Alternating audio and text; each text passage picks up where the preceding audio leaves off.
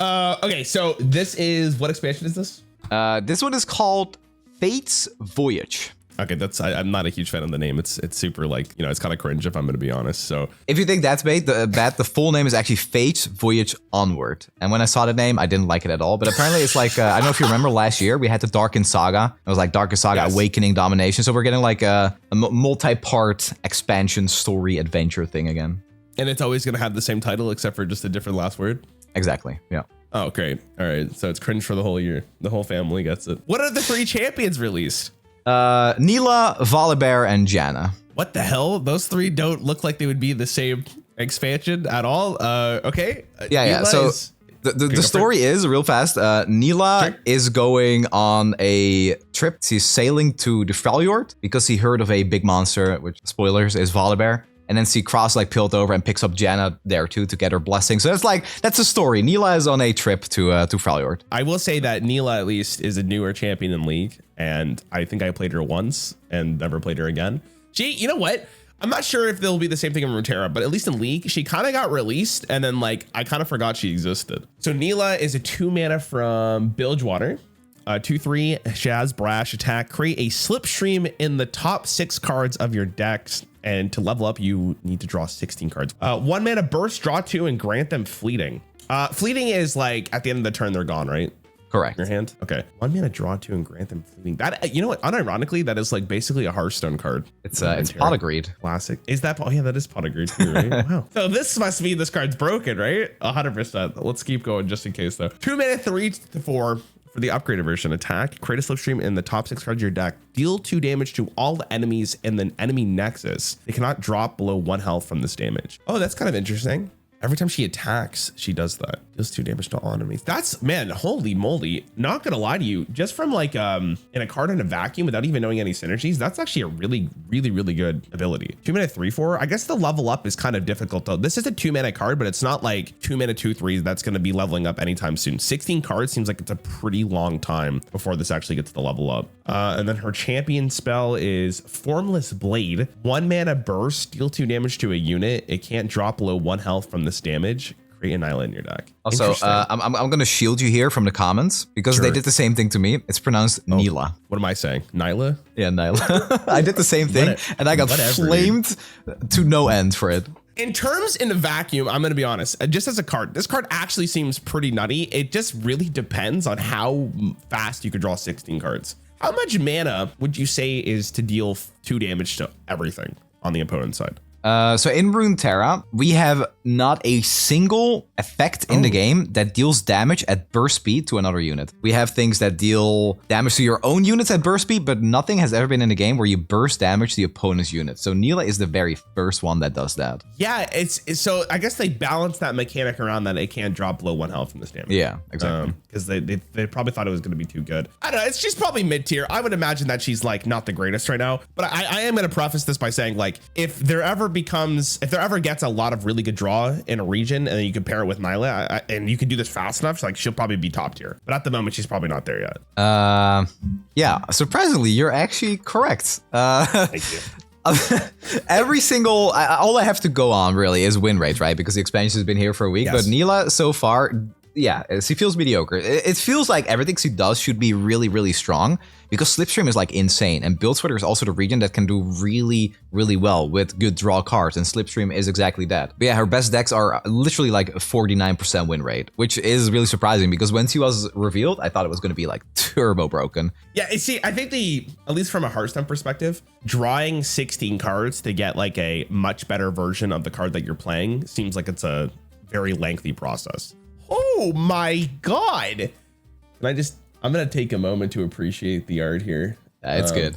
Damn. I'm going to say it more than once here, but I always going to mess up Jaina and Janna. I have so much Hearthstone, right? But Janna from League of Legends, I have to really emphasize it. Otherwise, I'm going to mispronounce it every single time. She is one of the most, in my opinion, one of the most boring characters from League of Legends. Agreed.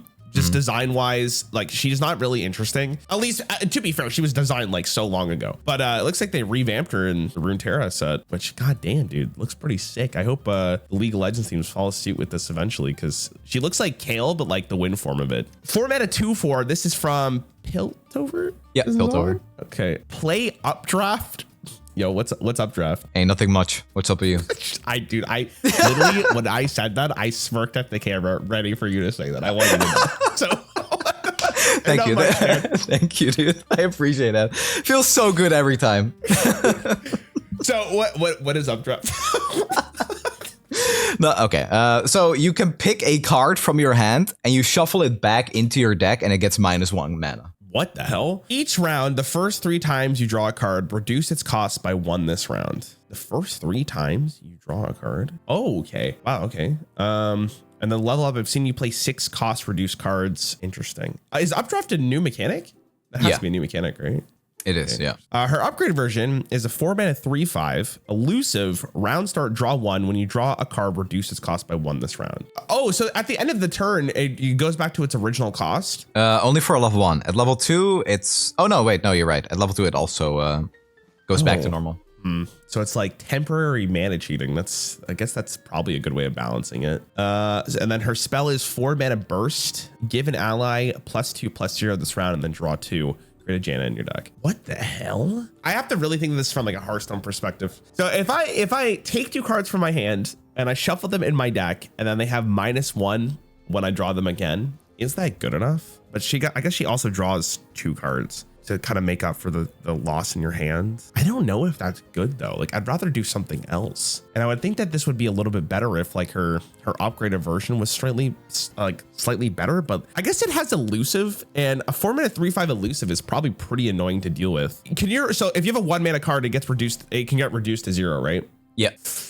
Okay. Maybe I don't think it's aggro, but like it kind of has to be with this kind of ability. Maybe some kind of combo deck. I guess if you draw a ton. Listen, if I know anything from Hearthstone, and I'm pretty sure it's the same thing in Runeterra, mana cheating is broken. Like that's the best thing you can do in any card game I have played personally. But this is like a weird version of it where you're losing resources to do this, even though you do get them back. It's like delayed mana cheating. Is this good? I don't think so. But I wouldn't be surprised if you said to me it's broken. Like it's just because of the way mana cheating is. But because I think that delayed mana cheating isn't as good as just straight up mana cheating, I don't know if this is good. Oh my God. I think Neela in a vacuum is a better card.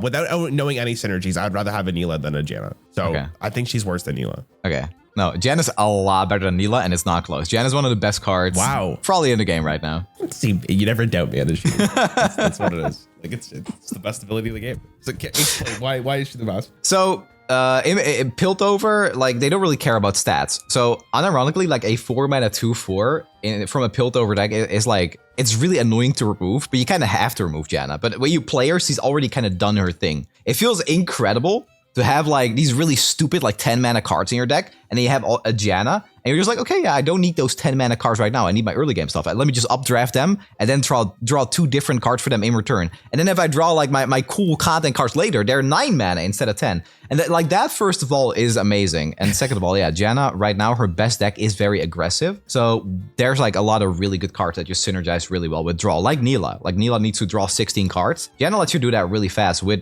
updraft cards because most of them will just shuffle a card so you can draw more. So it's just he's played in a deck that just vomits cards over and over and over and like shoot stuff at the Nexus. You know, it's funny. I didn't even really consider the aspect of getting rid of like a bad card from your hand at the start, and I really should have, because there's a mechanic in Hearthstone which I think I've showed you before called tradable, which is almost the same concept here, right?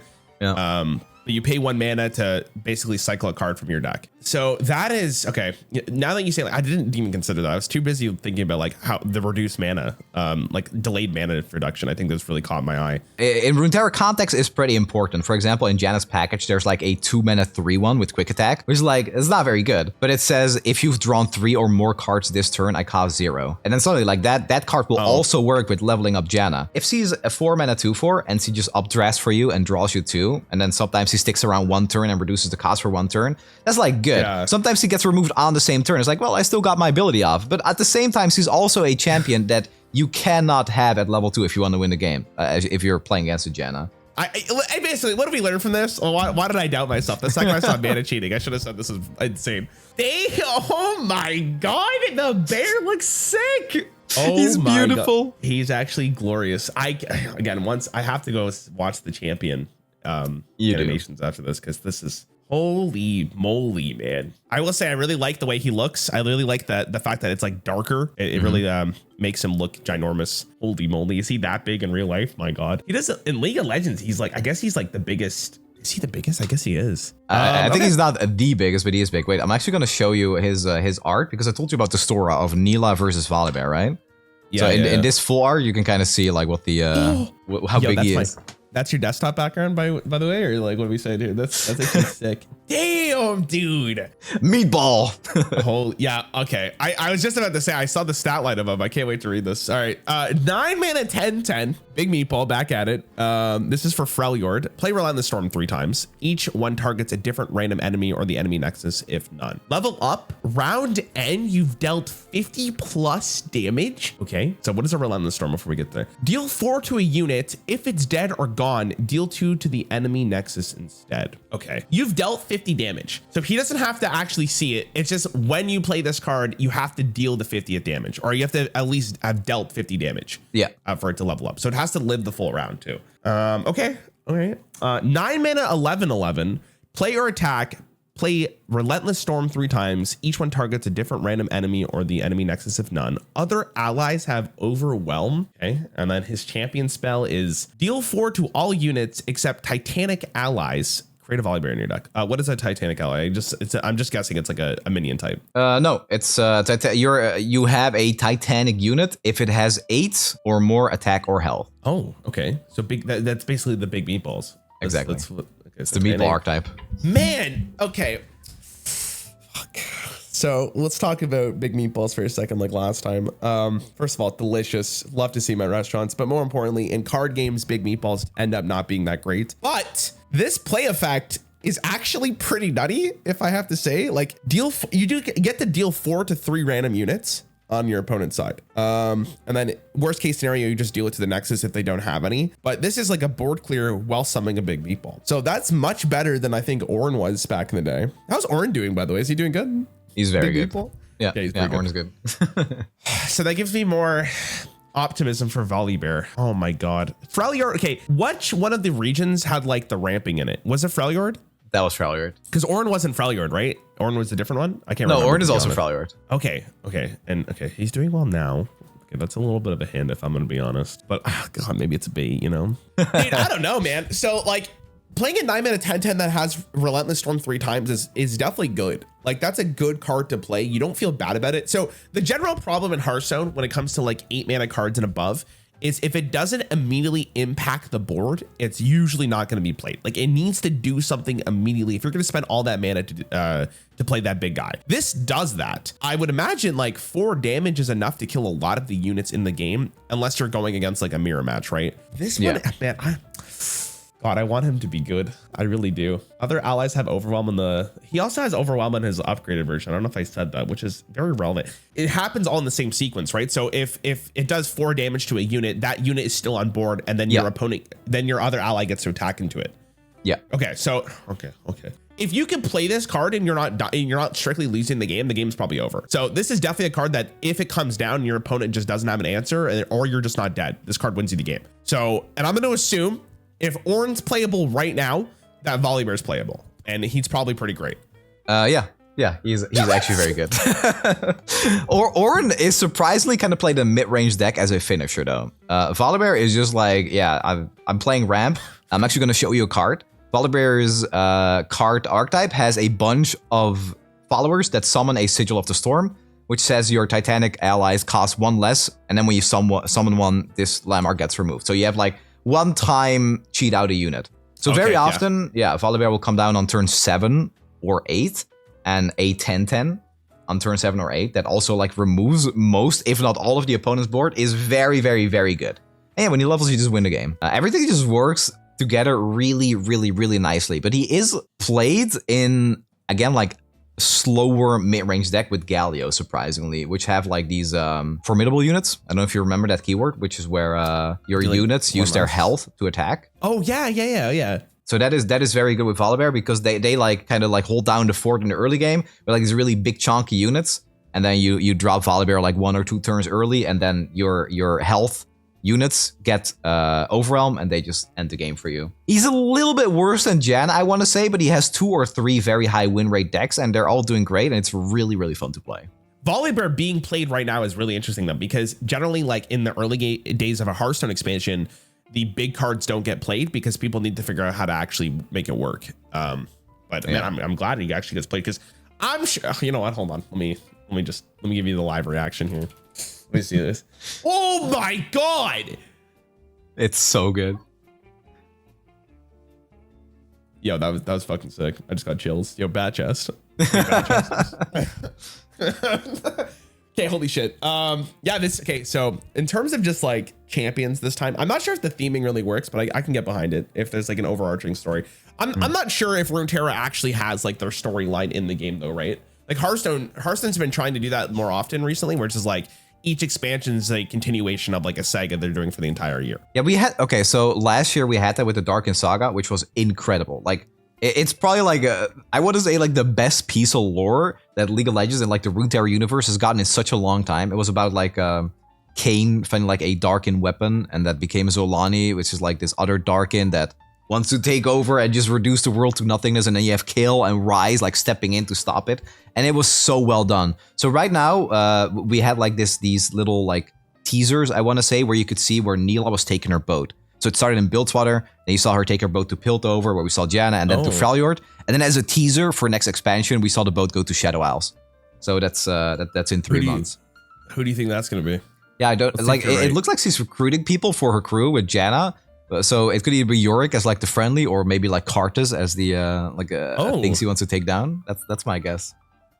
That's interesting. Where's Fiddlesticks from? I don't want to talk about it. I really don't. I can't believe he's still not in the game, man. It upsets me. It really does.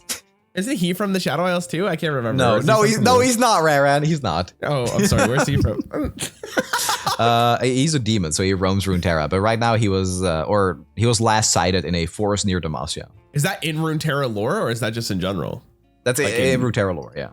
Yeah, recently, one of my biggest critiques of Hearthstone recently is like the golden animations have kind of been like a little lackluster. They kind of just look like they're like bobbing up and down for the most part. Some of them look really nice, don't get me wrong.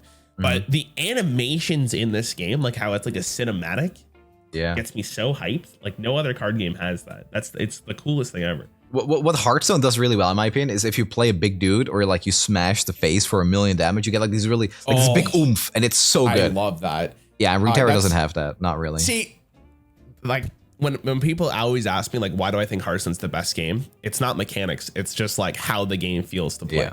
And you're right, dude. When you hit the opponent's face with an 8 damage minion or higher, and you hear the oomph, and then you hear like the people in the end going like, "Ooh!"